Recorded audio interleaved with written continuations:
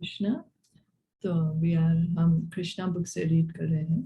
तो ये जो पैराग्राफ है, ये प्रेयर है, वो शिक्षाष्टकम का 8वां वर्स है। शिक्षाष्टकम में 8 वर्सेस हैं जो लॉर्ड चैतन्य रिटन फॉर्म में छोड़ के गए। तो ये राधा रानी का भाव हमें पता पड़ता है कि वो उनसे, कृष्णा से इतना प्रेम करती है कि जो भी चाहिए कृष्णा, भले मेरे को अपने पास रखो या मेरे को अपने से दूर रखो, but I am just happy loving you. बस उसका इतना लव इतना है राधा रानी का कृष्णा के लिए कि she is just happy to love him, that's all. और कृष्णा इज एब्सोल्यूट, तो वो मटेरियल नहीं है। एब्सोल्यूट प्लेटफॉर्म में तो जो भी कृष्णा करते हैं उनका एक्टिविटी भी एब्सोल्यूट है। जैसे अगर हम कुछ खराब बोले तो वो खराब हो गया, कुछ अच्छा बोले तो अच्छा हो गया, मगर एब्सोल्यूट प्लेटफॉर्म में अच्छा बुरा सब अच्छा है, कुछ बुरा है ही नहीं, कुछ भी बुरा नहीं है, क्योंकि सब एब्सोल्यूट प्लेटफॉर्म पर है। तो कृष्णा की सब जो भी एक्टिविटी है, जो भी डिजायर है, वो सब ऑस्पिशियस है। श्रीमती राधा रानी ने आगे कहा, मेरे विचार में किसी को श्री कृष्ण के विषय में नहीं सुनना चाहिए, क्योंकि जैसे ही श्री कृष्ण के लीला अमृत की एक बूंद भी कान में पड़ती है, वैसे ही व्यक्ति तत्काल द्वंद्व राग द्वेष के स्तर से ऊपर उठ जाता है। इसका परिणाम यह होता है कि व्यक्ति भौतिक आसक्ति की आकर्षण से पूर्ण रूपेण मुक्त हो जाता है। ऐसा होने पर व्यक्ति इस भौतिक जगत, परिवार, गृह, पत्नी, संतान आदि उन सभी वस्तुओं का मोह त्याग देता है जो भौतिक रूप में सभी मानव को प्रिय होती है। तभी भौतिक उपलब्धियों से रहित होकर वह अपने संबंधियों को भी दुखी करता है और स्वयं भी दुखी होता है।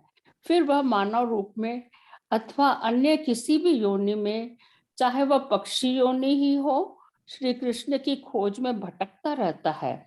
श्री कृष्ण को उनके नाम, उनके गुण, उनके रूप, उनकी लीलाओं, उनके वैशिष्ट्य और उनके सगे संबंधियों को तथ्य रूप से समझना अत्यंत कठिन है।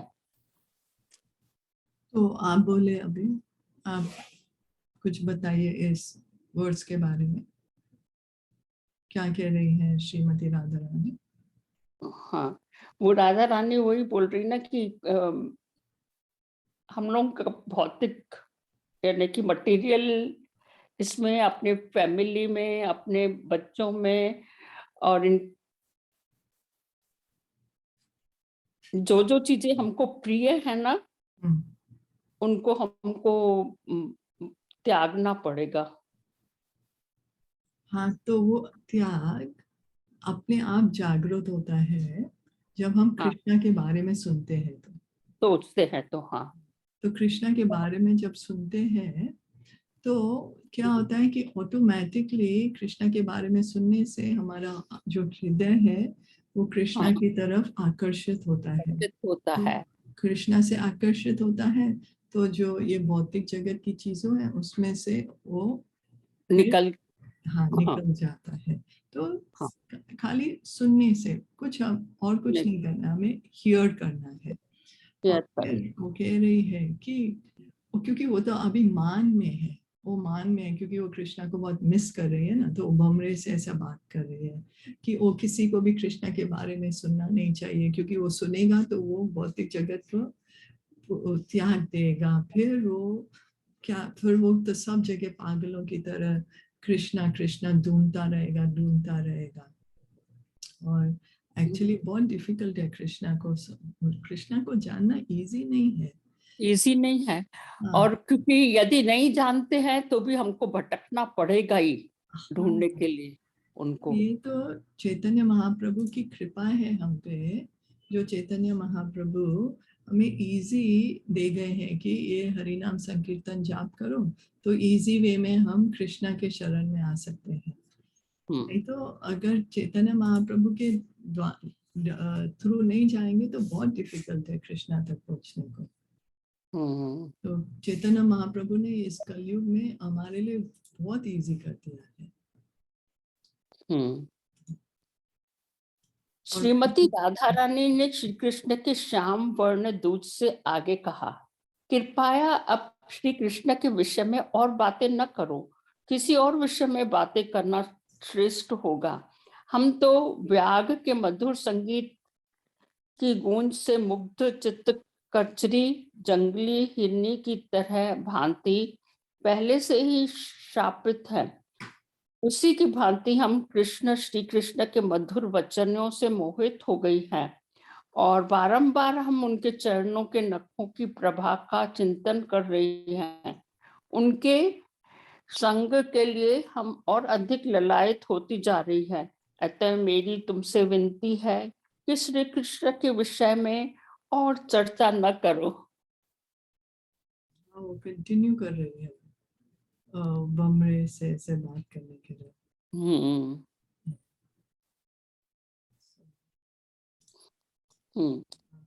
ब्रह्मण दूत से श्रीमती राधा रानी की यह वार्ता और उनके द्वारा श्री कृष्ण को दोष देना, साथ ही साथ उनके विषय में चर्चा का त्याग करने में उनकी असमर्थता आदि महाभाव के लक्ष्य हैं। महाभाव श्रेष्ठतम दिव्य भाव का नाम है। इस महाभाव का प्रकाश केवल राधा रानी और उनकी सखियों से ही संभव है। शील रूप गोस्वामी और विश्वनाथ चक्रवर्ती ठाकुर जैसे महान आचार्यों ने राधा रानी के इस महाभाव उद्गार का विश्लेषण किया है। उन्होंने विभिन्न भावों को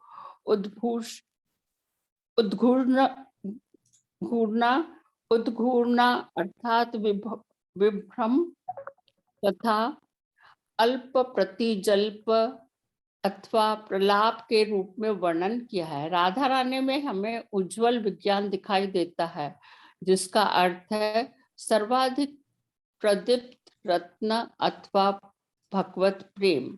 जब राधा रानी भ्रमर से वार्तालाप कर रही थी और वह इधर उधर उड़ रहा था, तो अचानक वह उनकी दृष्टि से लुप्त हो गया। श्री कृष्ण के वियोग में वे अत्यंत शोकाकुल थी और भ्रमण से वार्तालाप करके आनंद अनुभव कर रही थी।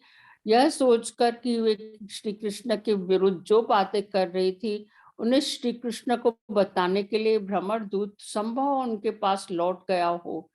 राधा रानी विक्षिप्त सी हो गई।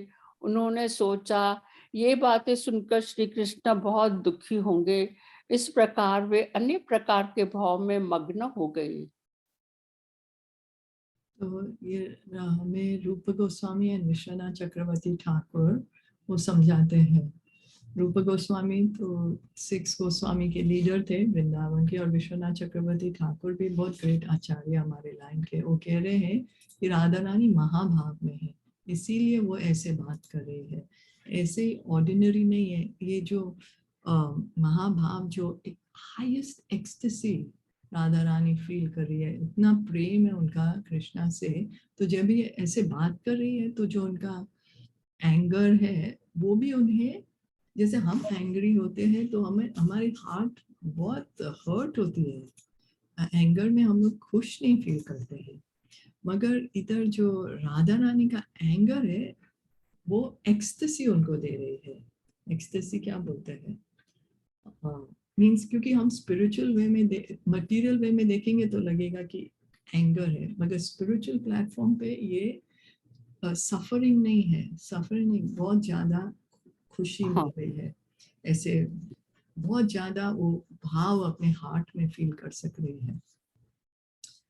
तो Ujjwala Ras, brightest love of jewel of God, because Radha Rani का जो प्रेम है कृष्णा से वो सबसे अधिक है, सबसे अधिक जो वो फील करती है वो दूसरा कोई फील नहीं कर सकता है।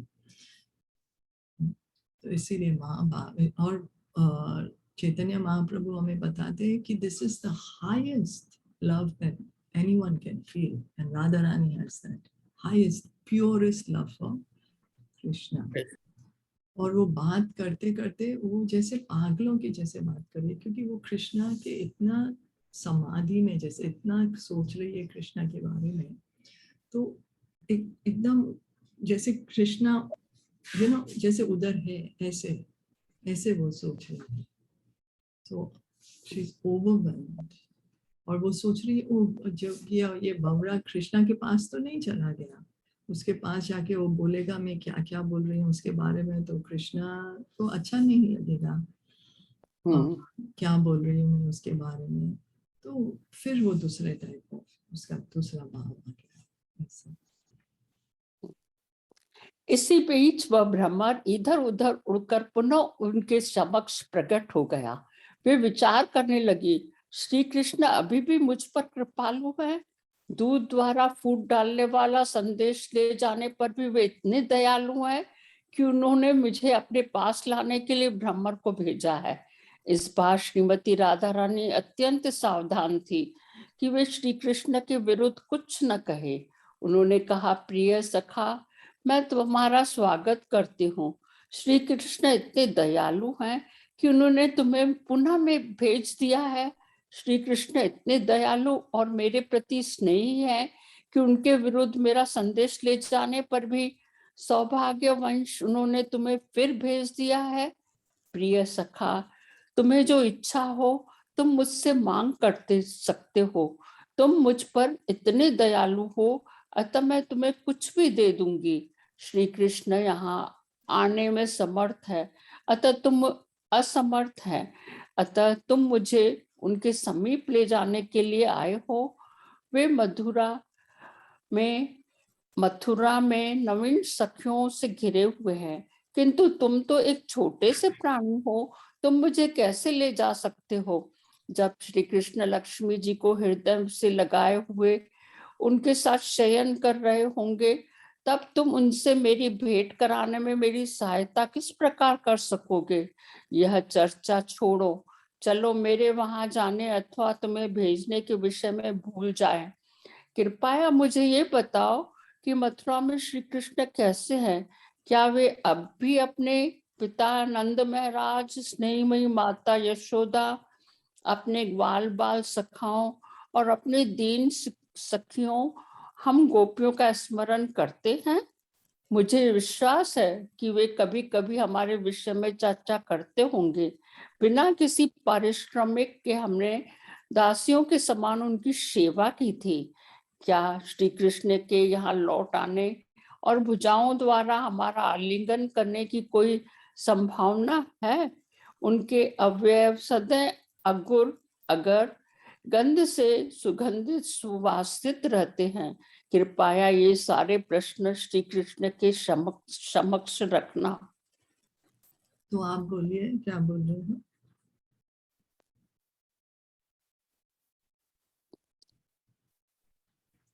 राधा रानी अब क्या बोल रही है। हाँ, वो किसी भी तरह से अपने को तैयार कर रही है, या ये भी ऐसा भी होता होगा, ऐसे भी होता होगा। हाँ राइट राइट। उदय जी समीप ही खड़े थे और उन्होंने राधा रानी को इस प्रकार चर्चा करते देखा। जैसे ही वो श्री कृष्ण के लिए प्राय उन्मत्त हो गई थी, उन्हें यह देखकर अत्यंत आश्चर्य हुआ कि किस प्रकार गोपियां कृष्ण भक्ति के सर्वश्रेष्ठ स्तर महाभाव में सतत श्री कृष्ण चिंतन करने की अभ्यस्त हो गई थी।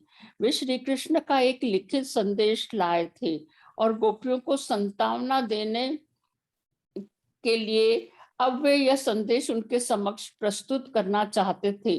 उन्होंने कहा, अरे गोपियों, आपके मानव जीवन का उद्देश्य अब पूर्ण हो गया है। आप सब श्री भगवान की अद्भुत भक्त है, अतः आप सभी प्रकार के व्यक्तियों द्वारा उपासना के योग्य हैं। आपके मन आश्चर्यजनक रूप से वासुदेव श्री कृष्ण के चिंतन में मग्न है, अतः आप तीनों लोकों में उपासना के योग्य हैं। दान देना, व्रतों का दृढ़ता से पालन करना, घोर तपस्या करना तथा यज्ञ की अग्नि को प्रज्वलित करना आदि सभी धार्मिक क्रियाएं व विधियों के पालन का लक्ष्य श्री कृष्ण है। विभिन्न मंत्रों का उच्चारण, वेदों का अध्ययन, इंद्रिय दमन और ध्यान में मग्न हो को मन को एकाग्र करने की पूर्णता से मन को एकाग्र करने पीछे एक ही प्रयोजन है, और वह प्रयोजन है श्री कृष्ण। आत्म साक्षात्कार तथा जीवन की पूर्णता को प्राप्त करने की ये कुछ विधियां हैं, किंतु वास्तव में उनका उद्देश्य श्री कृष्ण की प्राप्ति और स्वयं को श्री भगवान की दिव्य प्रेमा भक्ति में लगा लेना ही है। यही भगवत गीता का भी अंतिम निर्देश है। यद्यपि आत्म साक्षात्कार की विभिन्न प्रकार की विधियों का भी विवरण है, किंतु अंत में श्री कृष्ण ने कहा है कि मानव को सब कुछ त्याग कर केवल उनकी शरण में आना चाहिए। अन्य सभी विधियों का उद्देश्य भी यही सिखाता है कि अंत में श्री कृष्ण के चरण कमलों की शरण में किस प्रकार जाएं। भगवत गीता का यह भी कहना है कि एक निश्चल व्यक्ति को जो ज्ञान और तपस्या के मार्ग में से आत्म साक्षात्कार करने की चेष्टा करता है, वह कई जन्मों के पश्चात इस शरणागति की विधि को पूरा करता है। तो इधर उद्धव देख रहे हैं, वो देख रहा है कि कैसे राधा रानी पूरा खाली उसका पूरा माइंड कॉन्शियसनेस कृष्णा में लीन हो गया है। तो वो अभी, क्योंकि उद्धव क्या है, वो ज्ञानी है ना, तो बोल रहे अरे आप लोग का तो जीवन अभी सफल हो गया है, आप लोग तो खाली, क्योंकि भगवत गीता में कृष्णा कहते हैं सर्वधर्मं परित्याज्य मम एकम शरणम व्रज, बस मेरी शरण में आ जाओ। और आप लोग तो ये कर रहे हैं, बहुत लोग कर रहे थे, ये बहुत कठिन है करने को कृष्णा के अपना माइंड कृष्णा में फिक्स करने को। बहुत लोग दान पुण्य करते हैं या योगा करते हैं, बहुत जैसे क्या बहुत सारे डिफरेंट डिफरेंट टाइप ऑफ यज्ञ करते हैं, डिफरेंट टाइप ऑफ सैक्रिफाइस करते हैं, जैसे उनका माइंड जो है वो भौतिक जगत से निकल के कृष्णा में कृष्णा पे फिक्स हो जाए। और आप लोग तो ऑलरेडी कृष्णा पे फिक्स हो, तो आप तो सब लोग के लिए पूज्य हो, इतने वंडरफुल डिवोटीज हो, और आपका जीवन का लक्ष्य आपने प्राप्त कर लिया है। क्योंकि ये सब हमने वेद में सीखा है कि कृष्णा के बारे में सोचना है, कृष्णा के इंस्ट्रक्शंस पे चलना है, और आप लोग तो वो कर रहे हो, तो कॉन्ग्रेचुलेशंस, और आप सब लोग के लिए पूजनीय हो, ऐसे उद्धव जी कह रहे हैं। Would anybody like to add anything? So let me see. Neha, Sheetal, would you like to add anything?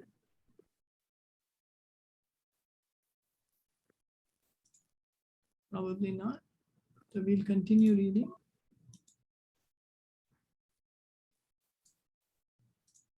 Aunty आप रीड करोगे? हाँ, कंटिन्यू करो। हम्म। हाँ, क्योंकि इस प्रकार की तपस्या की पूर्णता गोपियों के जीवन में पूर्ण रूप से प्रकाशित होती थी, अतः उद्धव जी उनकी दिव्य स्थिति को देखकर पूर्ण रूप से संतुष्ट थे। उन्होंने आगे कहा, प्रिय गोपियों, जो भाव श्री कृष्ण के संबंध में आपने बना लिया है, उसे प्राप्त करना महर्षियों और संतों के लिए भी अत्यंत कठिन है। अपने जीवन की सर्वोच्च सिद्धि की स्थिति प्राप्त कर ली है। आपके लिए यह एक महान वरदान है कि आपने श्री कृष्ण के लिए अपने परिवार, घर, संबंधियों, पति और संतान को त्याग कर केवल श्री कृष्ण को प्राप्त करने का निश्चय कर लिया है और आपका मन उन्हीं पर केंद्रित कर लिया है, क्योंकि अब आपका मन पूर्ण रूप से परमात्मा श्री कृष्ण में मग्न हो गया है। अतः आप में और आप ही सर्वभौम प्रेम विकसित हो गया है। मैं इसे अपना परम सौभाग्य मानता हूँ कि आपका मेरे ऊपर अनुग्रह हुआ है। आपकी कृपा से ही आपकी यह स्थिति देखने का सुअवसर मुझे मिला है। तो उद्धव उन्हें अब, क्योंकि अभी उद्धव देख रहे हैं कि ये जो गोपियां हैं लग रही सिंपल गर्ल्स हैं, मगर उन्होंने तो जीवन का लक्ष्य प्राप्त कर दिया। जो बड़े बड़े योगी, जो बड़े बड़े फिलोसफर्स हैं, जिसकी खोज कर रहे हैं, वो तो इधर गोपियां ऑलरेडी कर रही है, तो ये तो पूज्य हो गई है। तो वो अपने आप को बहुत फॉर्चुनेट मान रहा है कि उन उससे गोपियों के मिलने का अवसर मिला कि वो देख सका इन लाइव इन एक्शन, जैसे कहते हैं ना लाइव इन एक्शन कि डिवोटी कैसे होते हैं। हम भी लाइव इन एक्शन कुछ जिसके बारे में इंटरेस्ट है तो वो देखना चाहते हैं, तो इधर वो लाइव इन एक्शन देख रहा है कि जो ब्रजवासी है, ब्रज प्रेम क्या है, कितना गहरा है ब्रज प्रेम। जब उद्धव जी ने कहा कि वो श्री कृष्ण आई का थिंक संदेश, आपने सॉरी आई थिंक आपने एक बार पहले ये भी कहा था कि उनको इसलिए भेजा गया था ताकि वो ये समझ पाए कि because he had that feeling कि मैं कृष्ण के इतने बड़े डिवोटी हूँ, मैं इतने बड़ा भक्त हूँ कृष्ण का, तो कृष्ण जी ने उन्हें इसलिए भेजा था that go and see the mood what actually my भक्ति इज। तो आई थिंक शायद उनको उद्धव जी को इसलिए भेजा गया था ताकि वो ये देख पाए कि क्या है भक्ति एक्चुअल में। हाँ, क्योंकि उद्धव सारा समय ज्ञान की बातें करते थे ना, वो ज्ञानी थे, तो कृष्ण बोले इसको अब कैसे करूं, तो उसने तभी ये बहाना बनाया कि मेरा मैसेज लेके जा के पास, कि वो ये समझ सके, राइट? ये समझ सके। So beautiful. हाँ, या वेरी वेरी ब्यूटीफुल। क्योंकि ज्ञान से क्या होगा कि हम उसको एक्सपीरियंस नहीं कर सकते, वो जो भाव है, तो ज्ञान का रिलेशनशिप माइंड तक आया खाली, मगर जो हार्ट का है रिलेशनशिप, वो भाव, वो जैसे वो देख सके फिर वो अप्रिशिएट कर सके, ओ वाह, कि वो जो भावना है, जो उनका जो प्रेम है, हृदय है, वो इतना कृष्णा से इतना अटैच्ड है। Uddhav is seeing that now. तो हम भी अपने लाइफ में यही तो चल रहा ना कि ये पढ़े, ये करे, ये वाली बुक पढ़े, ये इसमें ही टाइम जाता है। कभी कभी मुझे लगता है हम भी रूखे हैं थोड़े, मुझे ऐसे लगता हमेशा कि ये कर लूं कृष्णा का, ये कर लूं, ड्रेस चेंज कर लूं, ये कर लूं, और प्यार है ही नहीं। प्यार मुझे लगता है, ऐसे लगता कैसे प्यार करें कृष्णा को। हाँ, तो क्योंकि अभी हम वैदी भक्ति कर रहे हैं ना, तो वैदी भक्ति फॉलो करके करके आ ही जाएगा एक दिन प्यार, वो आ ही जाएगा। हम कंटिन्यू करेंगे सब जो करना है ना, हियरिंग, चैंटिंग, डीटी वर्शिप, भोग चढ़ाना, करना कृष्ण, वो आप चालू रखो ही रखो, हियरिंग एंड चैंटिंग भी रखो। एक दिन वो अपने आप वो प्रेम हृदय में मैनिफेस्ट होगा। मैनिफेस्ट कहते हैं हिंदी में, प्रकट होगा क्योंकि वो है वो, क्योंकि अभी तो और ज्यादा बहुत मटेरियल अटैचमेंट्स है, हमें पता भी नहीं क्या क्या लगा पड़ा है, नहीं तो मिलियंस ऑफ बर्थ से, नहीं तो कैसे रहेंगे इधर। तो हमें लगता है नहीं, मैं तो बहुत रिनाउंस्ड हूँ, मेरे हार्ट में कुछ मटेरियल अटैचमेंट नहीं है। क्या क्या अटैचमेंट है वो खुद को भी पता नहीं है। तो हम खाली अपना चैंटिंग और रीडिंग, वर्शिप डीटी, स्मरण ये चालू रखें, और फिर चैतन्य महाप्रभु की कृपा से एक दिन आ ही जाएगा, under direction of guidance of spiritual master, वो आएगा, जरूर आएगा।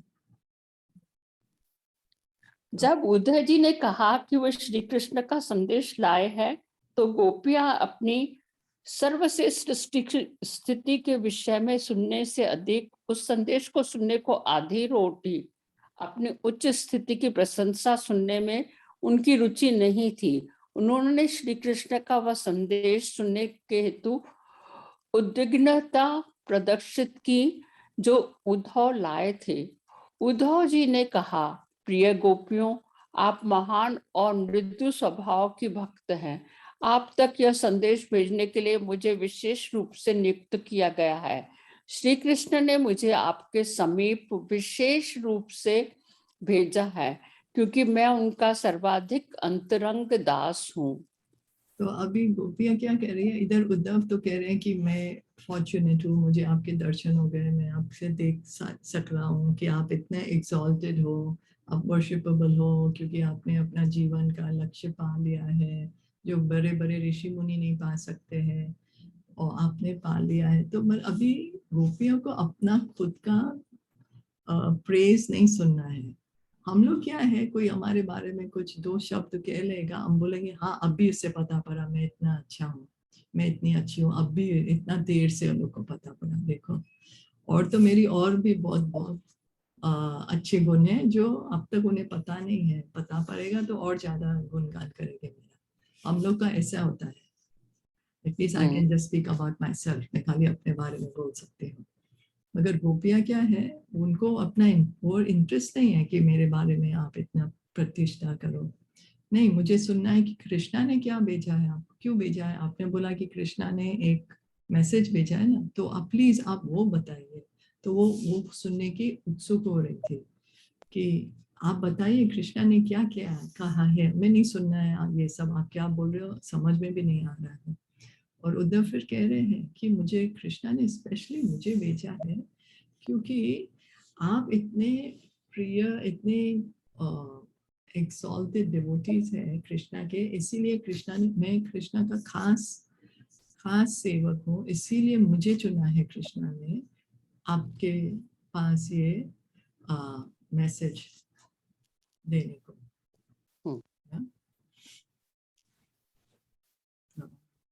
Did anyone else want to add anything to this?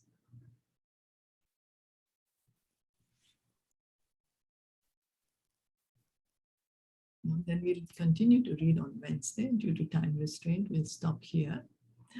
Thank you so much for listening in and joining in. Shri Krishna Chandra Bhagwan ki jai, Shri Prabhupada ki jai, Gaura Bhakta Vrinda ki jai. Hare Krishna.